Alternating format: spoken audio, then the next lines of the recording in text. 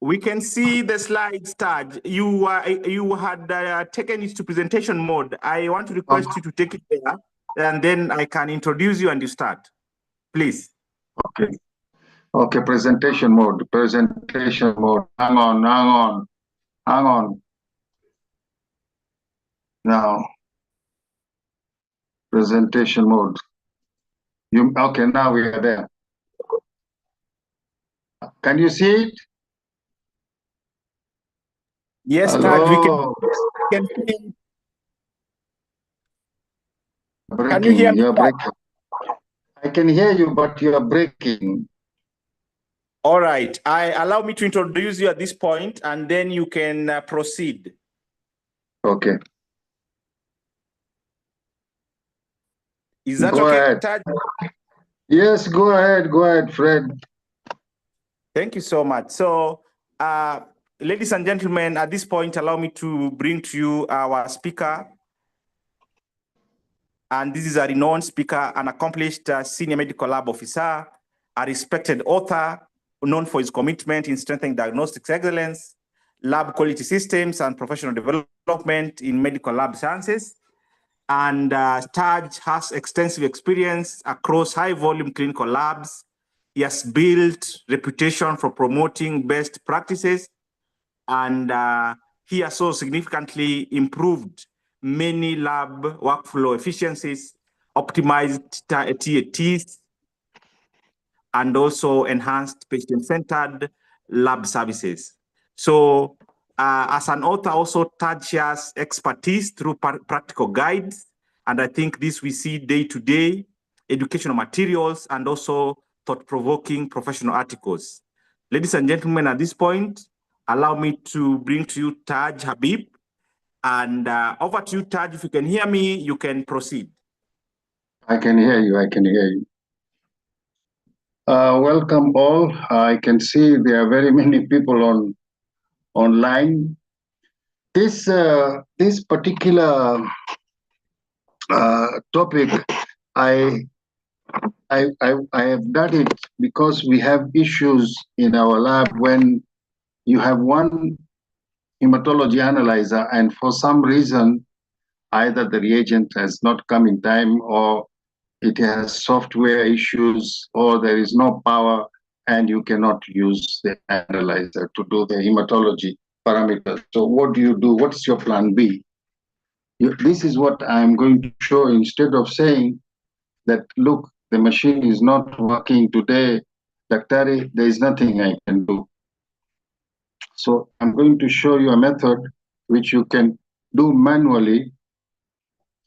You do your WBC count, your platelet count, and from a finger prick, you can also use a point of care machine and do your HB. So 3 parameters you can do, plus you can add ESR.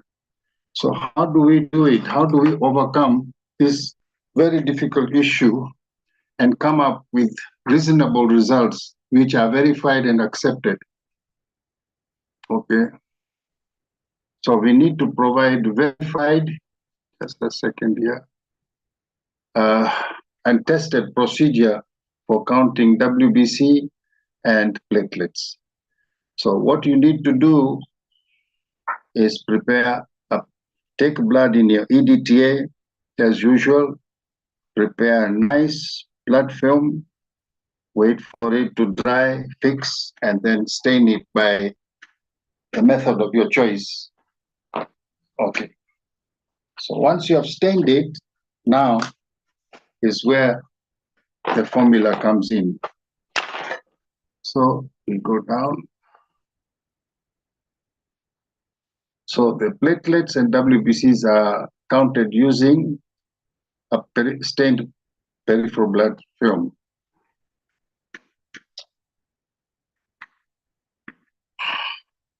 Okay, let me just take you down slowly. So you have prepared the film.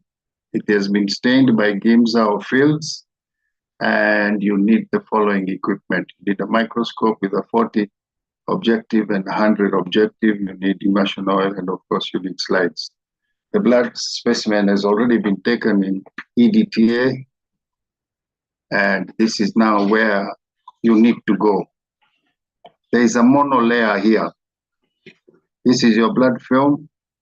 This is your monolayer, where cells are just touching each other. That's where you're going to go. Okay, very slowly, we are going to go to the next. You use the monolayer area where RBCs are just touching each other. Okay, now we are going to count manually from the blood film WBCs. So you will take your blood film and you will apply 40 objective and on the monolayer side of the blood film, and then you will try and focus. You will see now the focus is not sharp. Many of you know that. So a lot of people don't use times 40 because there is no sharpness in vision. Take a drop of immersion oil, put it on the slide. Cover it with a cover slip. Just cover it with a cover slip. Try again. It will focus and it is very sharp. So sharp that you can see malaria parasites. A lot of people know this technique, but it is not mentioned in books. Even Monica doesn't mention this technique. So I repeat, take power 40, put oil on the slide, put a cover slip on top of the oil, and then focus with power 40. Now, this is the method. So you count WBCs in 5 different fields at power 40, using a zigzag serpentine movement to avoid, 1 second.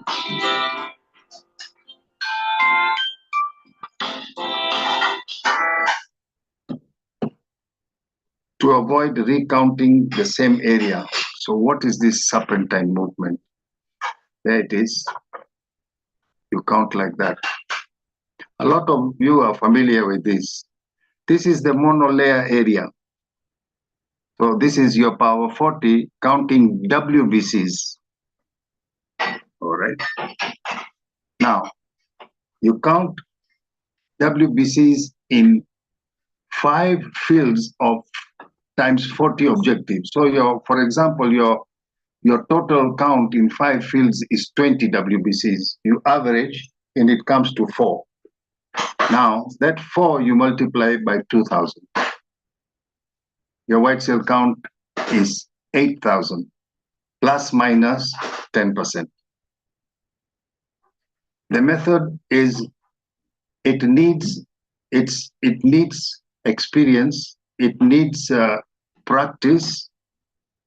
While the machine is still functional, you do this a couple of times and you continue doing it on regular basis and you perfect the system. So I'm saying the average number of WBCs in a power 40 objective is 4 WBCs. You multiply that by 2,000 and your white cell count is 8,000 plus minus 10%. When you report this fact to your clinician, you tell them the analyzer is down, but I did not go home. I've given you an estimated 10%, 10, 15% plus minus error, but it's good enough. And he'll be very grateful. Okay, so now let's go further. Platelets. Now, once you come to counting the platelets, you remove the cover slip. You already got immersion oil there. Again, you count platelets in 5 oil immersion fields. Record the total and calculate the average. So here we are, just a minute. Here we are, platelets counted, 5 fields, 50. Average 10. 10 multiplied by 15,000. Okay, so your platelet count is 150,000.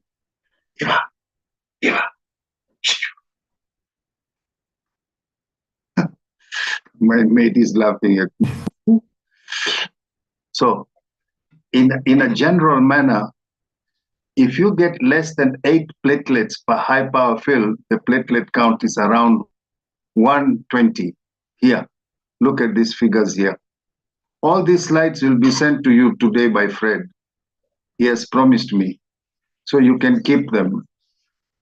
On average, you must see 10 platelets per high power field. If there are more, then you multiply them by 15,000. I'm going to repeat this again.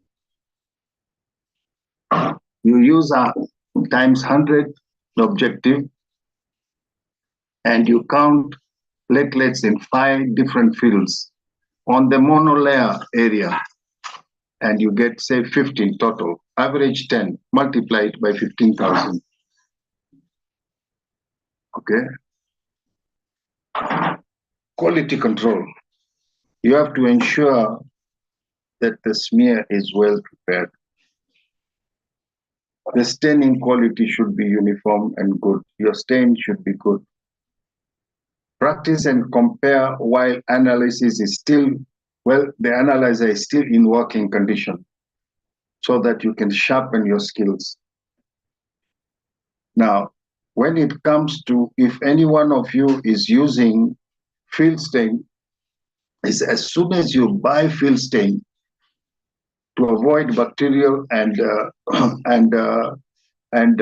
fungal growth, go and get from the pharmacy gentamicin, 2 ml vial. Put in each 1 liter of field stain 2 ml of gentamicin, and you will stop that problem. It's a secret which was given to us by Dr. Jane Carter of AMREF. It works very, very well. If you don't do that, your field stain will build bacteria and fungus. In Giemsa stain, you don't have to worry about bacteria because it's already methanol based. Okay. Limitations. Estimates are less accurate at extremely low and high counts. Not suitable for samples with platelet clumping or poor smear quality. The smear has to be really good. Okay. Very thick, very thin films produce inaccurate results. Always report estimated WBC platelet count, plus minus 10 to 15%.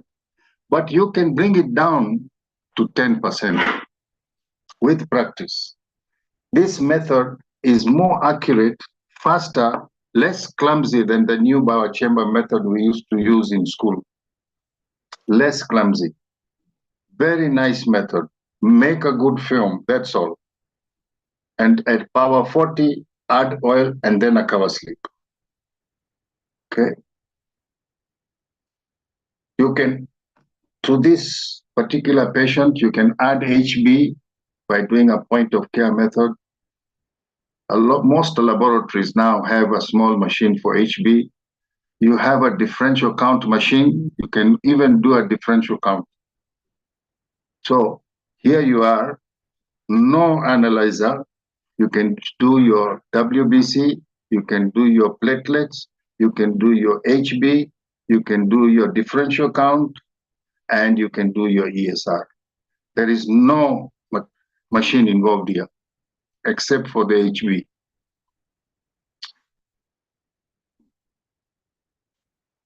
Okay, I will bring the issue of my book later on, I think not now.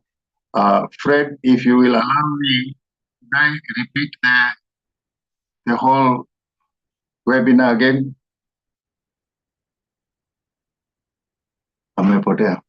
Yes, please. You can do a recap. You can see. You can do a recap. I can see a lot of concerns there, but you can do a recap. Okay, fine. So there are 2 ways at looking at this system of counting WBC and platelets on blood film. One, it is to be used in an emergency when your analyzer is not working due to various reasons: lack of reagents, software down, machine no power.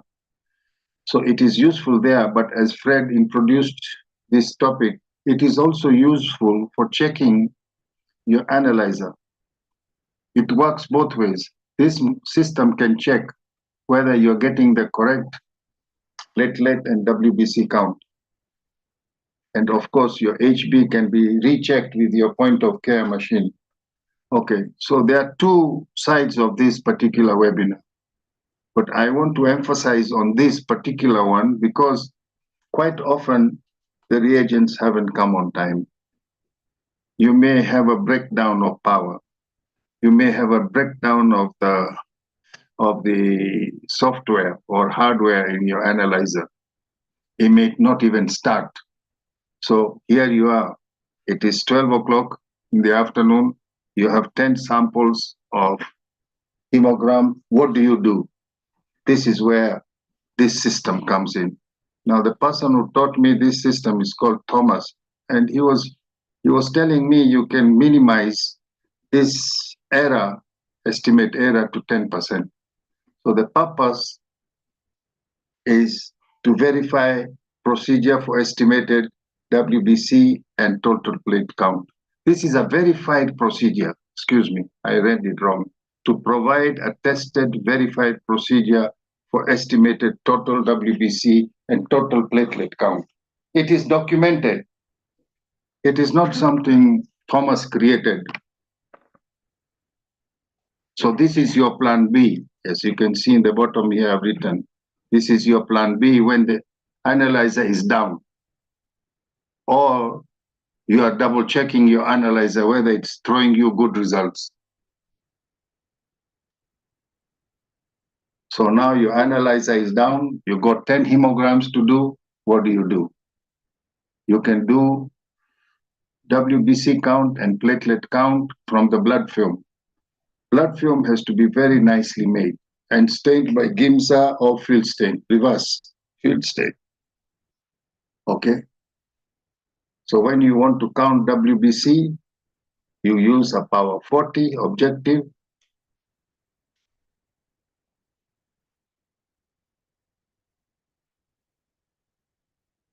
The sample is collected in EDTA, of course, and we have stained it. So this is the sample now, the blood film. So this is the area where there is monolayer of RBCs. So you are using your times 40 objective to look at WBCs. Avoid thick area, tail area, end of the edges of the slide. Concentrate on the inner part, on the monolayer side. I'm going back here. Look here. All right. So now you're using your power 40 objective. Your slide is on the stage of the microscope, and you are on the monolayer area, and you are trying to focus, and you see there is no sharpness. So add a drop of immersion oil on the slide, cover it with a cover slip, and it will sharpen. Everything will be sharp. So sharp that you can even do a differential on power 40. So sharp that you actually see malaria parasites. Okay. There we are. So you are in the serpentine area. So you are going to count 5 different fields at power 40. This is your serpentine area.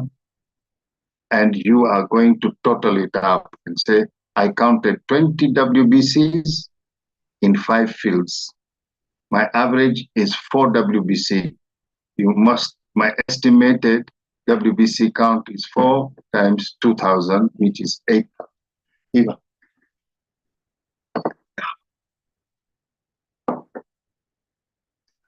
All right, so we've finished with the WBCs. So repeat, count how many WBCs in 5 fields you can get, average them, multiply by 2,000. So your white cell count is 8,000 plus minus 10%.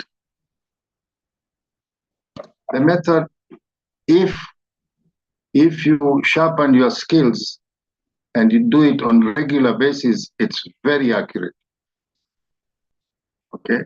Now we are going to the platelet count, but they are so small, we have to use power 100. So now remove the cover slip. We don't need it anymore. There is still oil on the slide. 1 second. 1 teaspoon coffee. In the monolayer area, count platelets in 5 immersion fields and take an average. There you are. Platelet count in 5 fields is 50. Average field, 10. Platelet estimate, 10 times 15,000. Your total count, plus minus 10%, is 150,000. There is Thomas has also made this chart, which works very well. Since there you get about 8 platelets, you know it is about 120,000. If you see about 8 to 20 platelets, you know that it is in that area. Over 20 platelets, there you are. Now, there are issues with this method. Quality issues. You have to prepare the smear very nicely and clearly. And then practice and compare what analyzer is still working to sharpen your skills. Right. What else? I'm just having my coffee. You'll forgive me. Yeah. Limitations. It's not accurate when the white cell count is low, or the counts, platelet counts are very low. It is not accurate.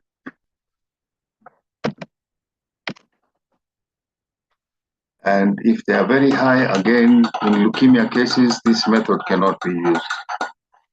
If there is platelet clumping, it will not work. If the quality of the smear is very low, is very poor, it won't work properly. So there are issues, but you are able to get, if you do it in the prescribed way I've given you, it works extremely well. You'll be even amazed by yourself that how come my white cell count is so accurate and compares very well with the analyzer. Limitations I've given you. Okay. Again, if you have very thick or very thin films, again you have problems, especially when the blood is very anemic.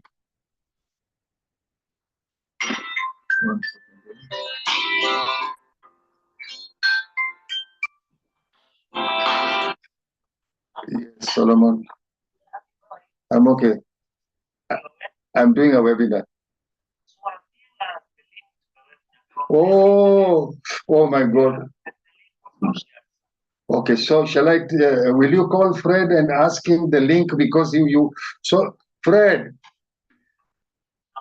Okay, I'm talking to him. Fred.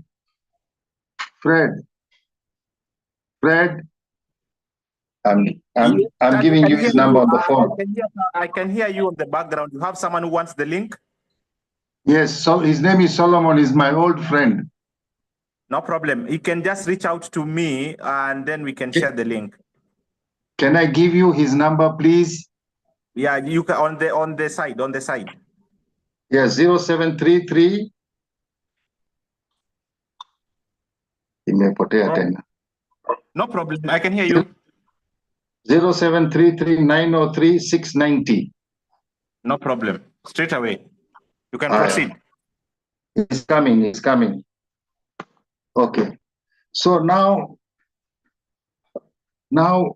what I'm trying to say here is if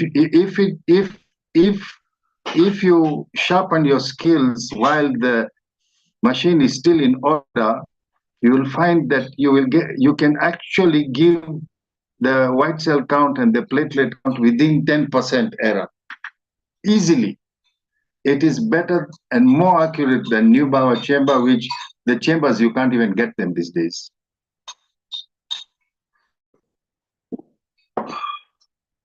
So now HB will be done by point of care. Some of you, if you don't have point of care, you can use the Tolquist method, which is a paper technique. It's reasonably good. But if you have a differential counter, you can also do now a differential counter.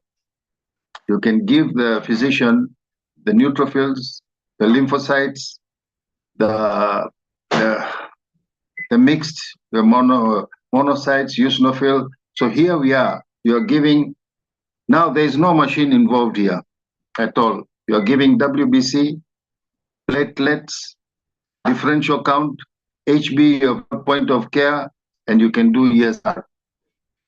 So you can give 5 different parameters on these patients, 10 patients, without a hassle.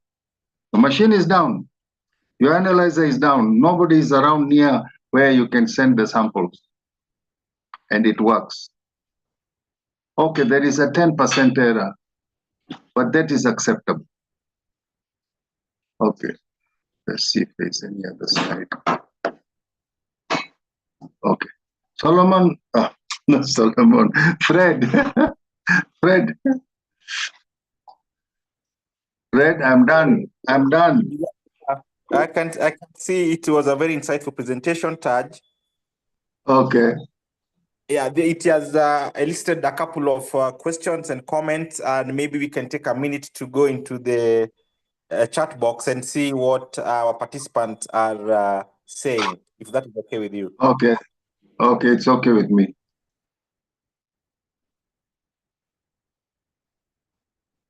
Okay, I can see 54 chats. Oh my God, we're in trouble. Yeah, I can see Okay. Beatrice saying he must be very experienced on hematology. Yeah, sure. Taj is a senior citizen now.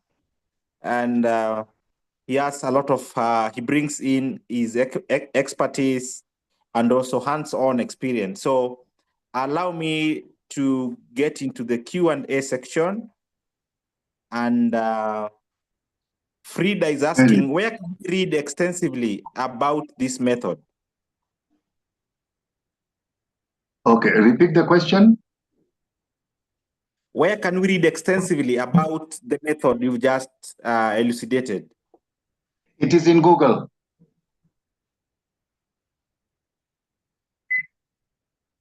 The method is in Google. Very good. So the next question I'll bring from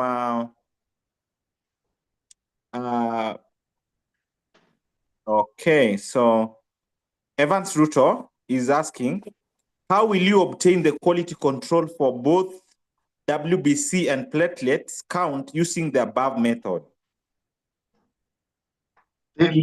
Like I said, this method has got some pitfalls, and one of the most important things with this method is the blood film has to be really, really good. Let me just take you back here in limitations. You see, when you go to limitations, you will see this you have the smear has to be very good. Number 2, it has to be stained very well. Then you need to go to the monolayer area. Absolutely don't go to the edges. You use the monolayer area only, and you go by the serpentine method, which everybody is familiar with. Everybody knows the monolayer area. But the important thing is you must practice and compare while the analyzer is still in working condition. Then once you sharpen your skills there, you will not have a problem when the reagents fail to come.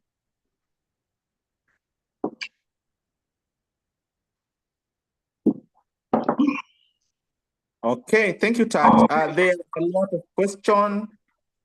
And this is from Judith Awar. Presenter talked about mixing gentamicin mixed with field stain to avoid growth of microbes. Can you remind me of the ratio? Thank you. Okay. you see, when you are using Gimsa stain, or when you buy Gimsa stain, you just remember that it doesn't build any bacteria because there is methanol in it. Another just little trick in the when you are buying a Gimsa stain, buy Gimsa stain in a glass bottle.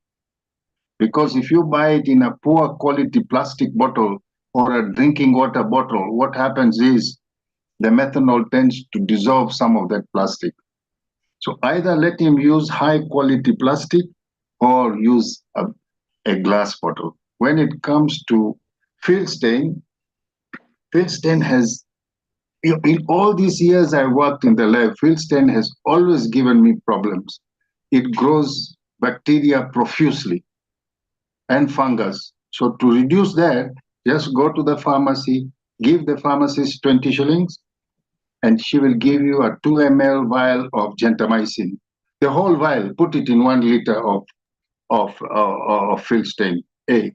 Then another 20 shilling, put in a vial of field stain B. Thank you, Taj.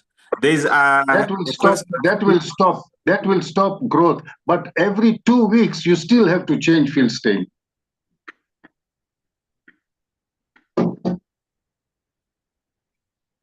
Thank you, Senior. So there's still a recurring question, and Brian Malombe and others are asking, where do we get the constant 2000 in WBC count, or it's a renowned formula?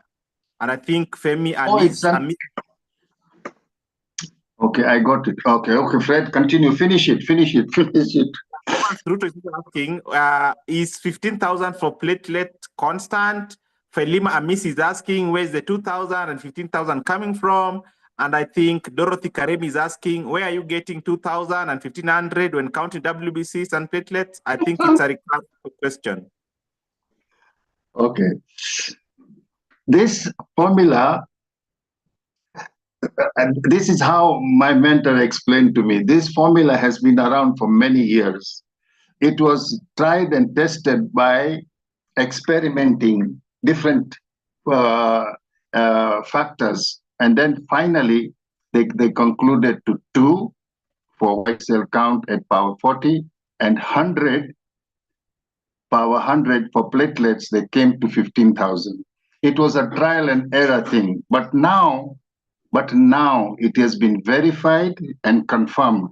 If you go to these sites like Google and Chat GPT, you'll find it there. It's an accepted thing. It was trial and error in the beginning. But what is most important is you yourself, in your own lab, make the smear while the machine is still working. And then you see whether the system works. If it doesn't, call me.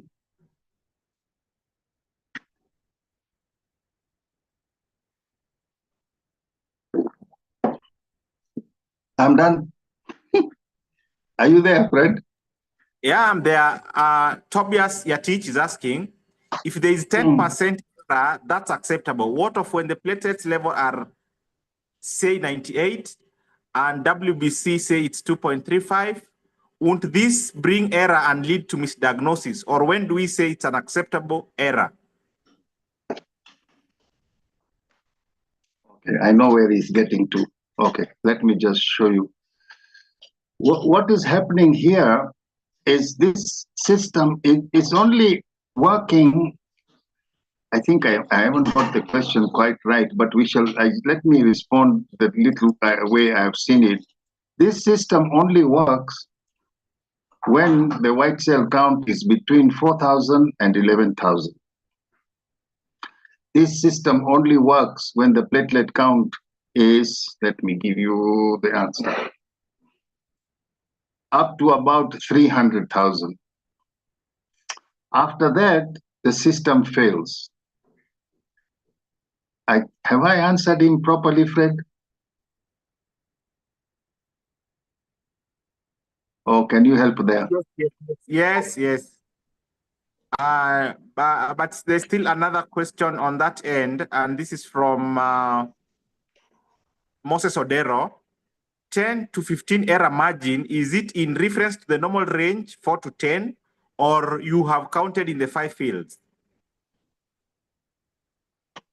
No, again. 10 Say to 15 that again. error. 10 to 15 error margin, is it in reference to the normal ranges, that is 4 to 10 of WBC, or what you have counted in the 5 fields? Difficult question. Okay, let's cut this. Let me tell you the truth.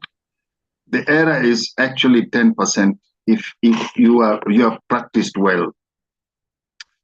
And you can also increase the number. If you want more accuracy, you can increase the number of fields you are going to look at. Some people prefer looking at 10 fields rather than 5 fields. With me, I know the recommended method is 10 fields, but with me, just for the presentation, I thought it's better to start by telling my colleagues, look, start with 5 fields. If you want to increase it to 10, your accuracy is even better. So I wanted us to just try out while the machine is still running. You take a normal platelet count and a normal white cell count and make a blood film, and you count just 5 fields and multiply by 2 and multiply by 115,000 and see how it goes. But if you want more perfection, increase to 10. But then when you have 10 hemograms and you have to look at 10 fields, it's tough. Okay.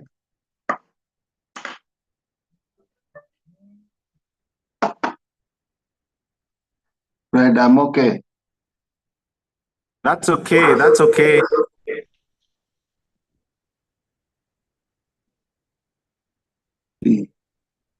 Why are we having so many questions? There are so many questions, there are so many questions. There are so many questions. Oh, God.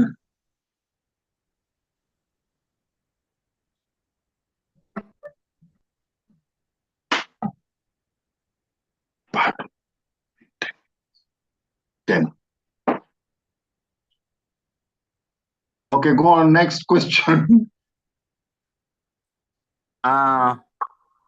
Edward Mutebi is asking, I came across a patient with a platelet count of 0 raised to power 3. I don't know. Are you able to see the chat box, Taj? Chat box I can see, but I don't know where you are. You see this, I can only see, wait. I go right down? Yes, yes. Okay. There are so many, Fred. Where do I start? Anyway, Okay. it's better you do it, because then you can also help me. Yeah, sure. There's no problem. So he's saying the platelet count is 0. There are so many related questions, and maybe we can see how we can handle all of them so that we can just have an insightful session. But still, if you have more questions, you can come to the chat box, or if you want the mic, you can raise your hand. I'll be able to unmute you and you will be able to make your comments. So I think at this point,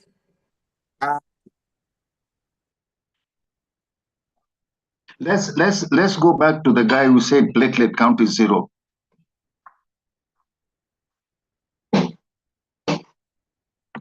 Fred. Yes, please proceed. Can you repeat that question? Is he saying the platelet count is 0? Yes, and he's saying, are those results reliable on how to confirm with a manual count?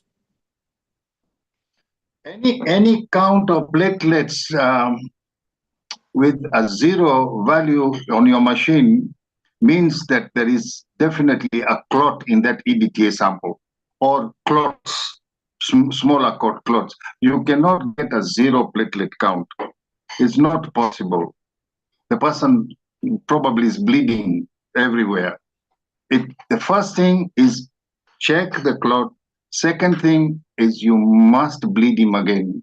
You have to get a fresh sample from him.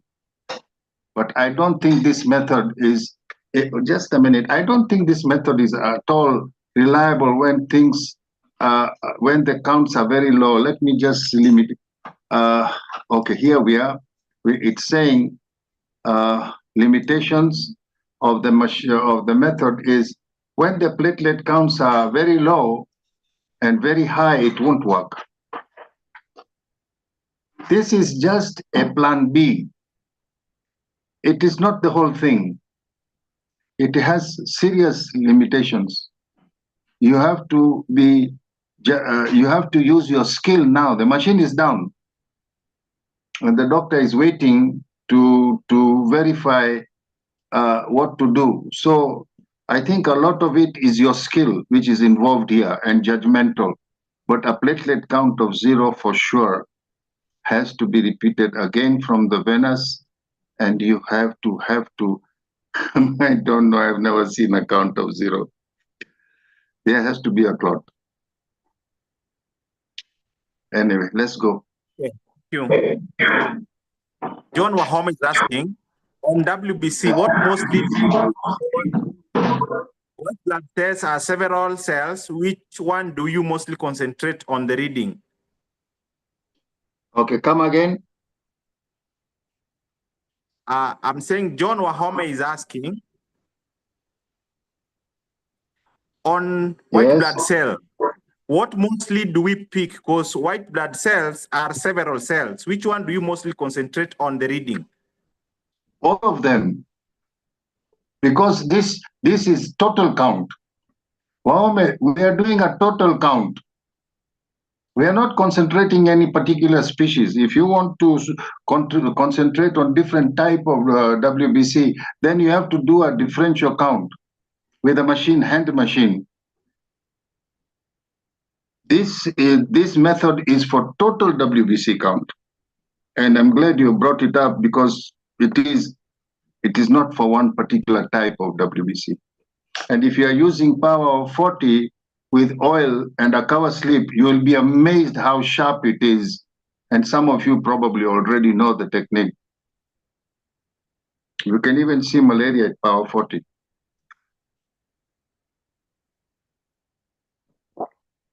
Thank you, thank you. I think the other question is, okay. So this is from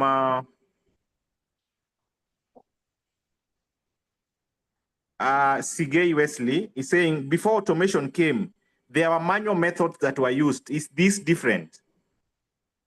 Yes, this is not, we were always using Neubauer, which was using acetic acid, you remember? For acetic acid, we used to hemolyze the RBCs and count the WBC. For platelets, we were using 1% ammonium oxalate.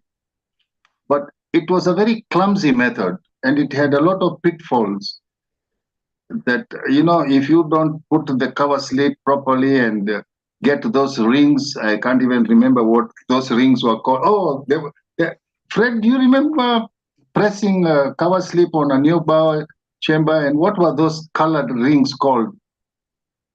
I can't even remember. Anyway, it was a very clumsy method and very time consuming. The advantage of this method by Thomas is that it is so quick. Once you know how to handle it, you can do 10 blood films in less than 15 minutes. Easily. You can give them a count easily, and if you were to do differential, add another 10 minutes. You can do 10 of them. Neubauer chamber is a clumsy method. It is glass, although now they are producing plastic for teaching purposes, but it is very clumsy method, and it was not accurate. Let's move on. Very good, very good. I think many comments and also many questions. And Yeah, Professor Tom Were from Masinde Muliro University saying Newton rings. I don't know. Ah, Newton. Yes, they were called Newton rings. Yeah, sure, That's right. sure. Yeah. Thank you, Prof. Thank you, Prof. And I can see many other comments, and this is from. Okay. Maybe I can read a few questions, but Daniel Ngumi is saying, Habib, my great lecturer at Technical University of Mombasa, he never fails to give a case scenario when the doctor is expecting a lot on you. Thank you, Daniel, for tuning in.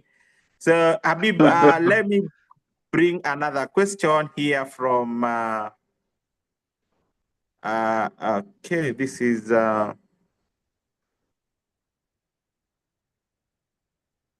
okay. So let me bring this from Sir Gideon. He's saying, in case, Godwin, in case of high WBC count, like in cases of CML, that is chronic myeloid leukemia, how do you approach this? Any No, it validation that was doesn't. done by the above technique? No, What was the comparison equipment? no, it doesn't work for very high and very low counts. For myeloid leukemia, it will not work. Even your analyzer will not work. You have if you're using a 3-part analyzer and you have a white cell count of 150,000, you are now above the linearity. So again, you have to dilute with the isotone. If you are using a 5-part machine like a Sysmex, you will get away with it because the linearity is at 440,000. So even an analyzer can't manage it. The linearity will not be there. So this method, let me just look at that slide. It says very clearly that it will not work. It has its limitations. But the goodness is, within the normal range, this method will save the day until the machine tomorrow has received the reagent or is now suitable to work. It is a stopgap plan B. It's great, but it's not that great also.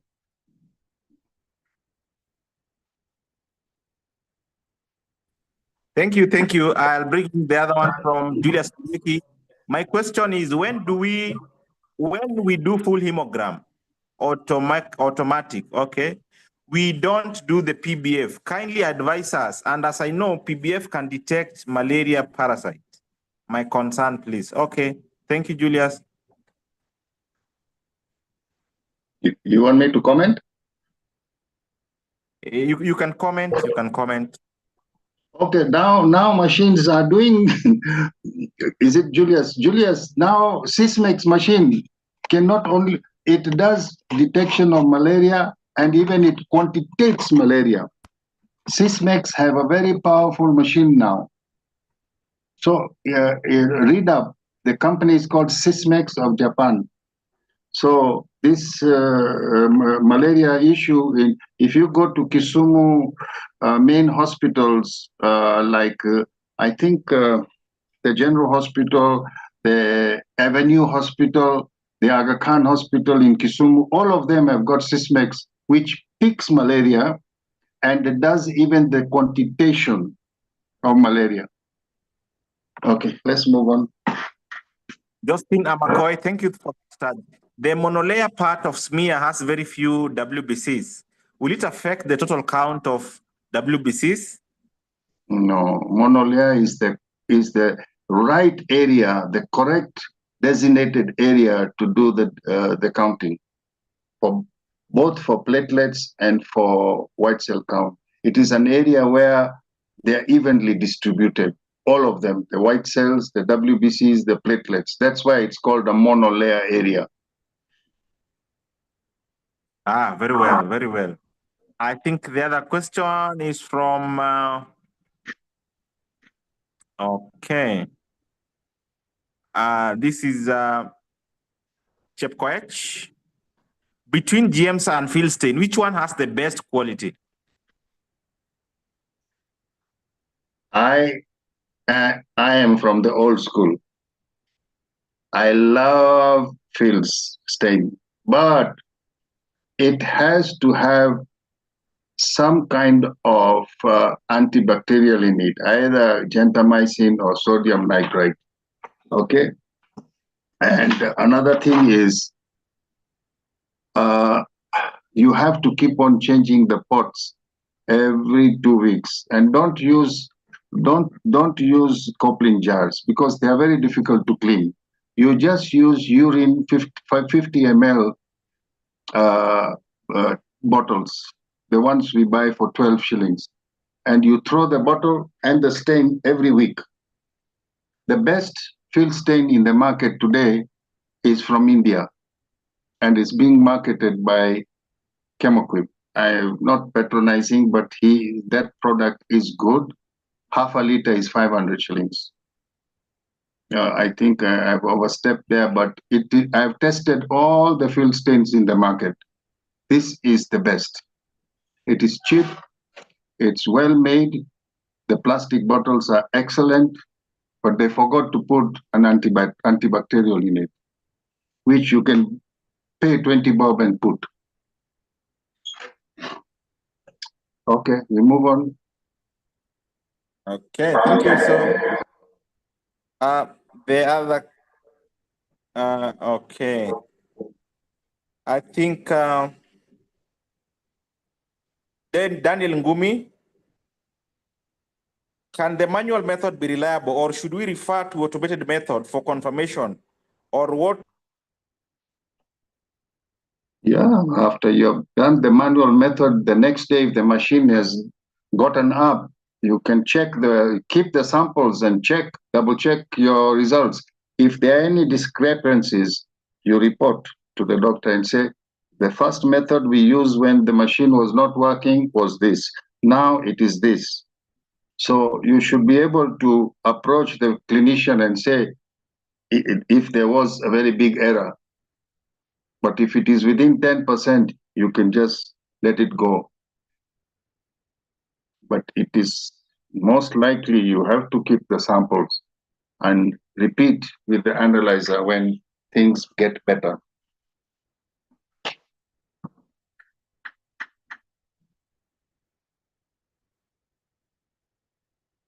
I'm on. We've now got 100 questions. Fred? Yes, so I think there are many more questions. Daniel is saying manual method is actually the best method sometimes, despite the rapid automation in the lab, but still stands the challenge of time factor. It has a longer TAT and also needs a lot of expertise. Once you miss the skill, you are gone. Thank you, Daniel, for that. It's true. And I think, yeah, that's very true. That's very true. And I think Taj said that it has its limitations. So I think up to there, we are good. I can see we have handled most of the comments and questions, and I want to believe if you have any burning question or comment, you can still raise your hand. I'll give you the mic. John Wahome, I can see you raise your hand. You just need to confirm that you are in a conducive environment to speak, and then unmute and you can give your comment. John.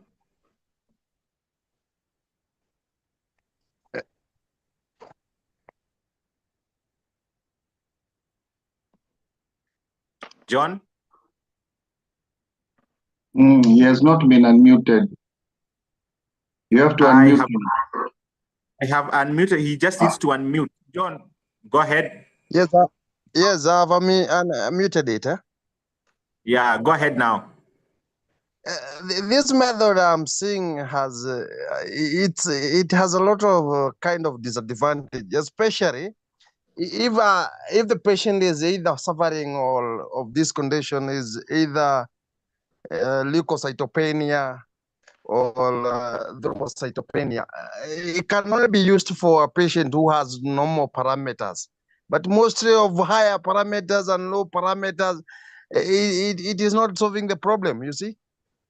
So it has a demerit on that. it can only be used mostly for those patients with normal parameters. Hello. But with the problem with the full hemogram kind, I'm seeing it has some issues on it. Okay. Are you done, or you want to say more? Yes, I'm done. I'm done, please. Okay. This method is, I agree with you, for normal parameters, but even for lower parameters, like if you start seeing white cell count, which is above 12, 13, 15,000, it still works there. This method is just a stopgap. You have two choices, Wahome. Either you tell the clinician, there is nothing I can do, the machine is down, I'm going home. Or you attempt to give him a reasonable answer. So it's your choice. You can go home and say, this method only works for normal parameters, I'm going home. The machine is down. Or attempt and give him something, but it will work for platelet counts below 100,000. And it will work for patients with white cell count up to, I think, up to 20,000. So it is not totally to condemn. It has limitations. But you have a choice. You can go home or give him something.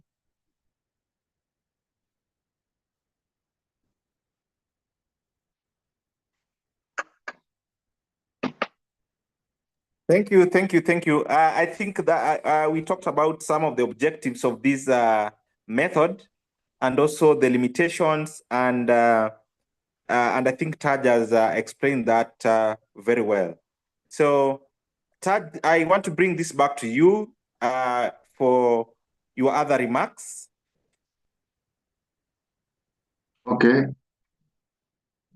Or for other remarks? You can show us the book. Oh, okay. Now, with your permission, because a lot of people came late, can I redo this? Yes, please. Okay, so let's start now. So let us just do this. Okay. I don't know what to do here, but I'm going to find out. I'm trying to put it on your, like the way you tell me to put it on Zoom.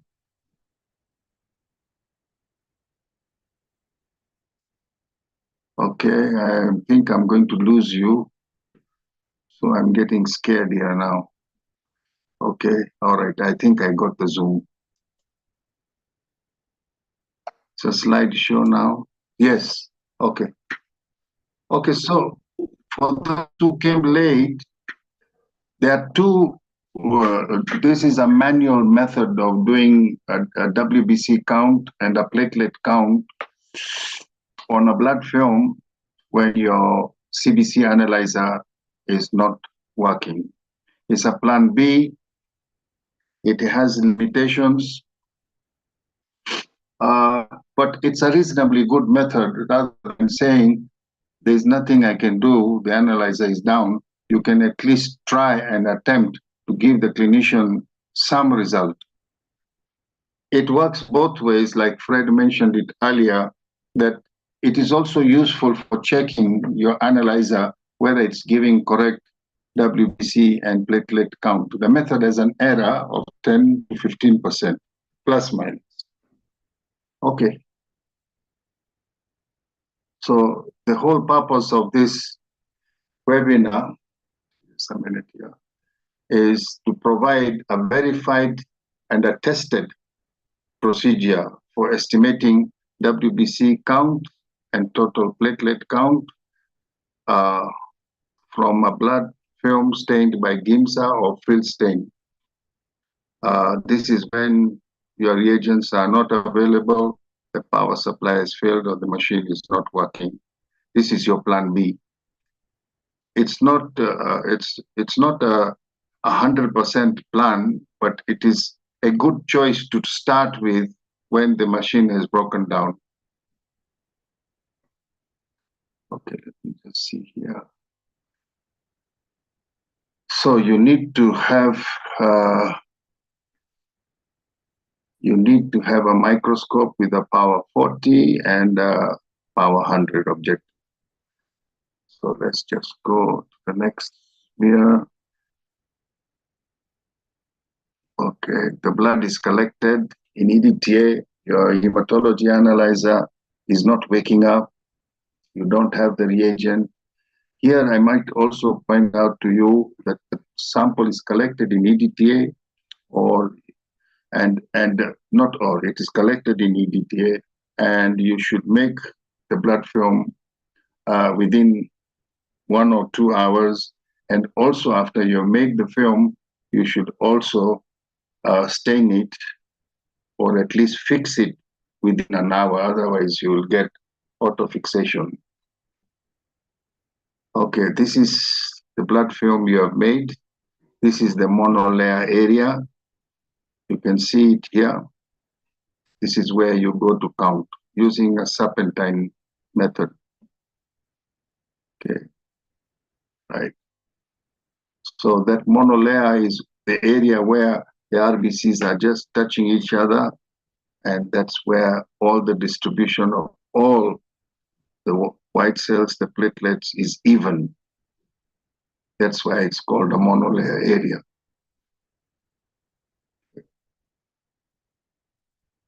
So you want to count now. You want to count now the WBC. So you will put the stained blood film on your microscope, go to the monolayer area using a power 40, and you will try and focus. When you focus, you will see that the RBCs are not sharp, neither are the WBCs, but you can see them. So there's a trick here. The trick is put a drop of immersion oil and put a cover slip. Once you do that and you refocus the microscope, it is very sharp. So sharp that you can see the different WBCs, the different, you can see neutrophil lymphocytes clearly. You can even see malaria parasites. So it's a small trick.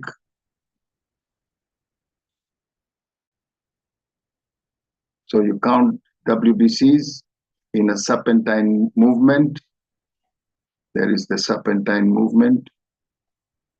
And then you count in 5 fields. If you want more sensitivity, you count 10 fields, and then you average. So in this case, we counted 5 fields and we had 20 WBC, and the average is 4 WBC.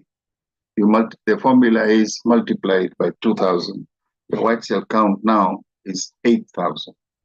This method is quite sensitive, because there is somebody who asked, Mr. Wahome asked, how sensitive is it when the count is very low? It is sensitive up to a certain limit, but it will not give you an accurate count if you have a leukemia case. But how many leukemia cases are we expecting every day? So that's also, we are trying to have a plan B, and this plan B works up to 20,000 WBC, or maybe more, I'm not sure, but it does work. And this is something you can try on your own and compare how far this WBC count is viable when the analyzer is in functional mode. Okay, so now we want to count the platelets. This is where you use a higher objective and you remove the cover slip. There is still oil on the film, and you count platelets in 5 immersion fields, and then you take an average. So we counted platelets 50. Average was 10. We multiply by 15,000. So your white cell count is 150,000. it can count platelets below 120,000. Just I'm trying to move this fellow, but he's not moving. Yeah. So platelets.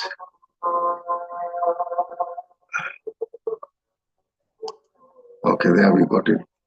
Platelets below 100,000 can be counted. Platelets above 400,000 can also be counted. So it's a reasonable, good method. It's not perfect.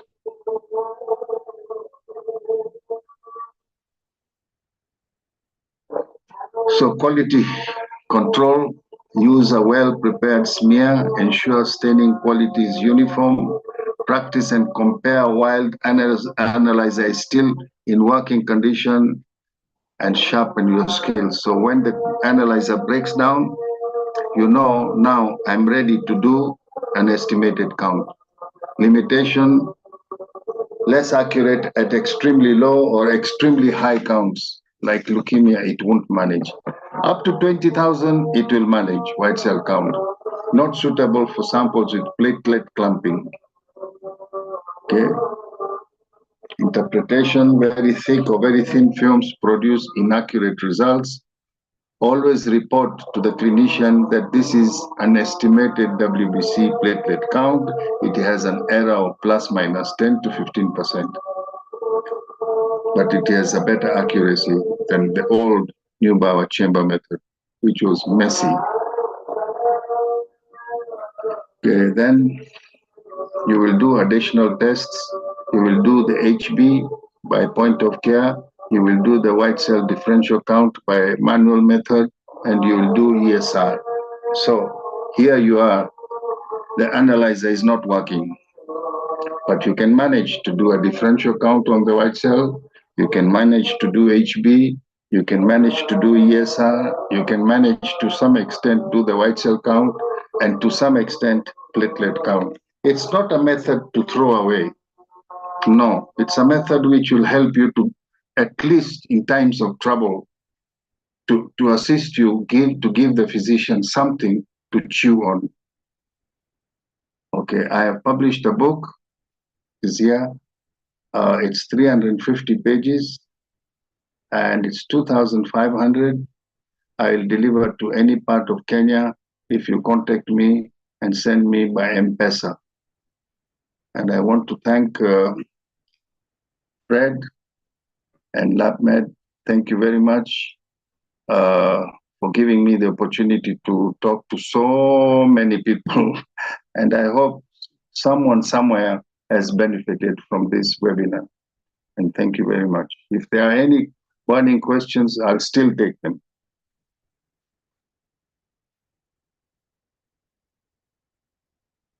Fred.